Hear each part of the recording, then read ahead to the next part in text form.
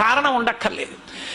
ఆకలి సరిగ్గా లేదని 1000 రూపాయల మందులు వేసుకుని ఏడుస్తున్న వాళ్ళు కోట్ల మంది ఉన్నారు. వేళ పట్టున ఆకలి వేస్తోంది, సంతోషించు.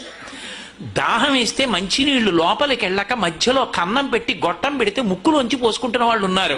గుటుక్కు నీళ్లు తాగితే లోపలికి ఎడుతున్నాయి, సంతోషించు. రాత్రి తిని పడుకుంటే పొద్దుడికి కడుపులో పోట్లు వచ్చి జీర్ణం అవ్వక ఏడుస్తున్న వాళ్ళు 1,00,000 మంది ఉన్నారు.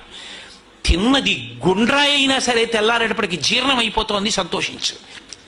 పడుకుంటే నిద్ర పట్టక చారుడు మాత్రలు వేసుకు పడుకుంటున్న వాళ్ళు ఉన్నారు. తలగడా మీద చెయ్యెట్టుకుని ఇలా పడుకుంటే నిద్ర పడుతోంది.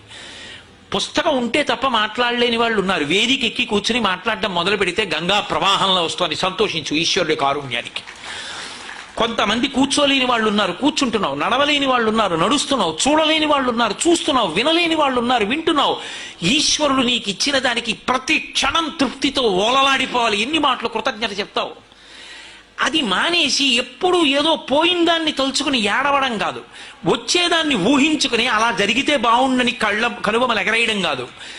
ఇప్పుడు ఇక్కడ నీకు ఈశ్వరుడు వర్తమానంలో ఏమిచ్చాడో దానితో తృప్తిగా ఉండడం అలవాటైతే వాణ్ణి మించిన భాగ్యవంతుడు లేడు. అదే ధర్మం.